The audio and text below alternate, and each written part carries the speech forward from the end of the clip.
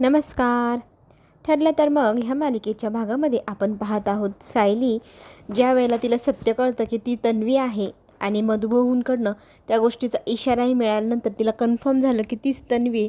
मग तिला सगळ्यात पहिल्यांदा प्रतिमा आत्याला भेटावं वाटलं, कारण ती आज तिच्यासाठी आत्या नसून आई आहे. एक आई जी इतके दिवसांपासून तिची हरवलेली होती. तिला ती क्षण आठवू लागतात. पहिल्या क्षणाला ज्या वेळेला ती प्रतिमा आत्याला भेटली होती, तिने त्यांना घरी आणलं होतं. ते एक वेगळंच प्रकारचं बॉन्ड होतं हे त्यांच्या लक्षात आलं होतं. इथे सायली विचार करत असते, आम्ही मायलेकी एकमेकींच्या आपोआप एकमेकींकडे ओढत होतो. खरंच हे मायलेकीचं नातं आहे हे त्या वेळेला पण जाणवत होतं का कोणास ठाऊक. हे सगळं माहिती होतं, पण आज ना सायली ज्या दृष्टीने आपल्या आईकडे बघते ती दृष्टीच वेगळी. कितीतरी वर्षांपासून ज्या व्यक्तीच्या प्रेमासाठी आसुसलेली होती सायली, आज तिला ती आई मिळाली. आईच्या चेहऱ्यावरनं ती हात फिरवते. सगळेजण तिला विचारत असतात, सायली तू अशी काय दिसतेस, आज काय झालं आहे तुला, इतकी थकल्यासारखी का दिसते, तुला बरं नाही आहे का, काही झालं आहे का. आता इथे दमलेली थकलेली मुलगी आपल्या आईच्या खांद्यावरती डोकं ठेवून रडू लागते. इतक्या वर्षांनी भेटली ती आई तिला कवटाळून घट्ट अशी मिठी मारू लागते. सायलीचं हे रूप पाहून प्रतिमाला आज काळजी वाटू लागली. एरवी कधी ती असं करत नाही, पण आज काय झालं आहे, ती फक्त रडते आणि घट्ट मिठी मारून आपल्या आईला बसलेली आहे. ही गोष्टच ती वेगळ्या प्रकारे अनुभवत असते. पण आता हे सगळं बाकीच्यांना जाणून घ्यायचे. प्रतिमा त्या इथे आपल्या सायलीला जाब विचारू लागते की काही झालं आहे का, तू अशी इमोशनल का झाली आहे आणि तू काही सांगत पण नाही आहे. मग इथे पुन्हा एकदा तिला ते क्षण आठवू लागतात आणि इथे रविराज काका म्हणाले होते ना, काका कुणास ठाऊक आपल्या दोघांची नाळ जोडली असं वाटतंय. तुझ्याबाबत मला मुलगी असल्यासारखं वाटतंय. जरी तू आमची मुलगी नसली तरी आमच्यासाठी तू कायम आमचीच मुलगी असणार असं ते बोलले होते. ते क्षण आठवून ती खाली जमिनीवर कोसळते. सुमन आणि प्रतिमा खूप घाबरतात. दोघेही तिला उचलण्याचा प्रयत्न करतात, उठवण्याचा प्रयत्न करतात. ती मात्र आता थकली, दमली आणि बेशुद्ध होऊन खाली जमिनीवर पडली. तिने कुणाला काहीच सांगितलेलं नाही. सचिन मात्र आता प्लॅन करतोय कुणाचा वापर करायचा प्रियाच्या प्रेग्नन्सीचा निरोप देण्यासाठी. कल्पनाला सांगायला हवं, पण ती तर डोळ्यासमोरही सचिनला धरणार नाही आणि प्रतापला सांगायला गेलं तर तो हसकन अंगावरती येईल. आता इथे सायली महाशातीर आहे. ती तर कळल्या तरी कुणाला कळू देणार नाही. राहिला विषय ही बावलट अस्मिता. या अस्मिताचा जर आपण वापर केला आणि ती बातमी तिच्या पोटापर्यंत जर पोचवली तर तिच्या पोटात काही टिकतच नाही.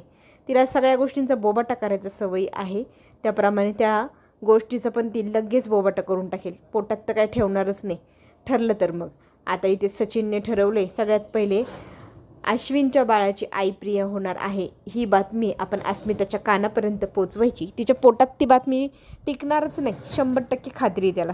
त्याच्यामुळे ती सगळ्या घरभर बोबाटा करेल आणि ही बातमी सगळ्या गावाला कळणार आणि मग सुरू होणार तिथून आपला प्लॅन. आणि मग ते सगळं प्लॅन तो मनातली मनात बोलू लागतो. सचिन हसू लागतो. त्याला हवं ते तो करून घेणार आता अस्मिताकडनं. ह्या गोष्टीचा त्याला आनंद होतो.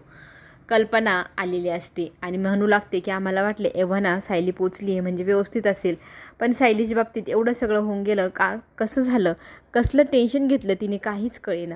तर डॉक्टर आता इथे विचारू लागतात, त्या आल्या तेव्हा तुम्हाला काय म्हणाल्या का. तर इथे सुमन म्हणू लागते ती फार इमोशनल झालेली होती, रडतच होती, ती काही बोलायलाच तयार नव्हती आणि एकटक फक्त प्रतिमा ताईंकडे पाहत होती. हो की नाही. आता प्रतिमाही सांगते हो. अरे तिला बोलायला सुचलंच नाही. ती बोलण्या अगोदरच खालीच पडली जमिनीवरती. काय झालं कळलंच नाही. आता इथे सगळ्यांना प्रश्न पडला आहे, अशी कुठली न्यूज होती, शॉकिंग होती, काय होती ज्यामुळे इथे सायलीला त्याचा धक्का बसला आणि ती बेशुद्ध आहे. तर डॉक्टरांनी आता इथे सगळी कहाणी ऐकली. डॉक्टरांचं म्हणणं असं आहे त्यांची तब्येत एकदम नाजूक झाली आहे आणि ह्या परिस्थितीत त्यांना कुठलाही शॉक नको लागायला. पण आता इथे अर्जुन घाबरतो आणि विचारू लागतो, डॉक्टर मला एक गोष्ट खरं सांगा, माझ्या बायकोला आणि माझ्या बाळाला काही होणार तर नाही ना, ती आणि तिचं बाळ सुखरूप आहे ना. डॉक्टर जरा पॉज घेतात, सगळेजण घाबरतात. आता इथे अर्जुन मात्र इतका थरारक घाबरलेला असतो. तो म्हणू लागतो, काही झालं का सांगा ना, माझ्या बाळाचं काही होणार तर नाही ना. तर इथे ती म्हणू लागते की नाही, बाकी सगळं नॉर्मल आहे. त्यांचं शरीर इतकं थकलं आहे, दमलं आहे, त्यांनी स्वतःच ब्रेक घेऊन टाकलं आहे असं आपण म्हणू शकतो. त्यांना आराम करू द्या, उद्या सकाळपर्यंत त्या शुद्धीवर येतील. बाकी सगळं नॉर्मल आहे, काळजी करण्यासारखं काही नाही. आता मी इंजेक्शन आणि गोळ्या दिल्या आहे, जर जाग आली त्यांना तर गोळी द्या, इंजेक्शनमुळे त्या सकाळीच शुद्धीवर येतील. आता इथे डॉक्टरांना सोडवायला अश्विन बाहेर जातो. सगळेजण तिच्या अवतीभोवती उभे असतात. सगळ्यांना काळजी वाटत असते सायलीची. अर्जुन तिच्याजवळ बसतो आणि सगळ्यांना सांगतो की मी थांबतो हिच्याजवळ, बाकी तुम्ही काळजी करू नका, जा सगळेजण. आता सगळेजण अर्जुनला तिच्यासोबत सोडून बाहेर निघून गेलेले असतात. अर्जुन मात्र काळजीने आपल्या बायकोच्या जवळ बसतो आणि तिला सॉरी सॉरी कायमसारखं म्हणू लागतो. खरं तर त्याला फार वाईट वाटत असतं की इतक्या वेळा तिने फोन केला, तो फोनच आपल्याला उचलता आलेला नाही. अस्मिता इंटरव्ह्यूला गेली. तिने सगळ्या प्रश्नांची उत्तरं चोखही दिली, त्यांना इम्प्रेसही केलं. पण त्या लोकांचं म्हणणं आहे की आमचं जे काम आहे ते फारच प्रेशराईज करणार आहे थोडक्यात. तर तुमचं बाळ आहे, तुम्हाला त्याला जास्त वेळ द्यायची गरज आहे, त्याच्यामुळे आम्हाला वाटत नाही की तुम्ही आमच्या कंपनीला जास्त वेळ देऊ शकाल, कारण तुमचं छोट्या बाळामुळे तुमचं सगळं लक्ष त्याच्याकडेच असणार, त्याच्यामुळे आम्ही तुम्हाला हा जॉब देऊ शकणार नाही, सॉरी, असं म्हणून इंटरव्ह्यूवाल्यांनी तिला नकार दिला. ह्या गोष्टीचं तिला वाईट वाटतं. सायलीजवळ काय आपला अर्जुन बसलेला आहे आणि तो तिच्याकडे पाहत विचार करत असतो की काय झालं असेल, असं काय सांगायचं होतं की इतक्या वेळा तिने फोन केला होता. तो विचारच करत बसला आहे. तिच्या हाताला हातात घेऊन तिला हाका मारतोय, अगं उठ ना गं, किती मला त्रास देशील, मला सॉरी म्हणायचं आहे तुला. अर्जुनला अशा अवस्थेत पाहून इथं सगळ्याजणी त्याला म्हणू लागतात की खरंच तू खूपच टेन्शन घेतोय, अरे ती येईल शुद्धीवर, नको एवढं टेन्शन घेऊ. पण तो म्हणतो माझीच चूक झाली, तिने मला कित्येकदा कॉल केला होता, मी तो कॉल उचललाच नाही, आता मला काय कसं कळणार माझी सायली कधी उठणार, कधी शुद्धीवर येणार. आपल्या मुलाची ही असली अवस्था खरं तर कल्पनाला पाहावीशी झाली. बिचारा मात्र अर्जुन सायलीसाठी तिथेच बसलेला असतो, तिच्यासाठी तो रडत असतो आणि तिच्या जवळून कुठे जायलाही तयार नाही, तो तिच्याजवळच थांबायला बसलेला असतो.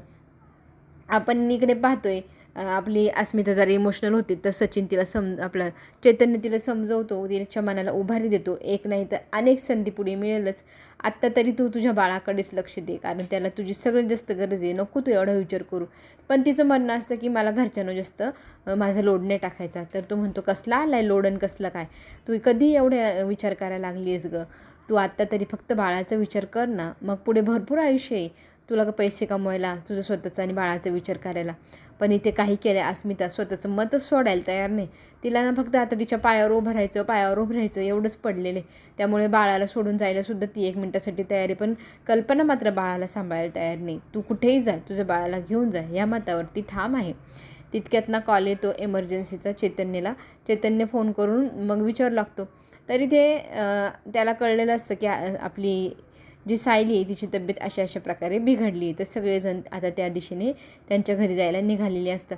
आता इकडे खरं तर देव पाण्यात ठेवून प्रतिमा देवांना साकडं घालते का जे काही संकट आले ते लवकरात लवकर घालव, आमच्या सायलीला लवकर बरं कर, तिचं जे काही दुःख आहे ते लवकर हलकं कर, तिला लवकर शुद्धीवर येऊ दे, असं म्हणत देवाकडे सगळेजणी प्रार्थना करू लागतात. आणि सगळ्याजणी इमोशनल झालेल्या असतात. सगळ्या फक्त सायलीची बरी होण्याची वाट पाहत आहे, सगळेजण बरी व्हावी म्हणून देवाकडे प्रार्थना करताना आपल्याला पाहायला मिळणार.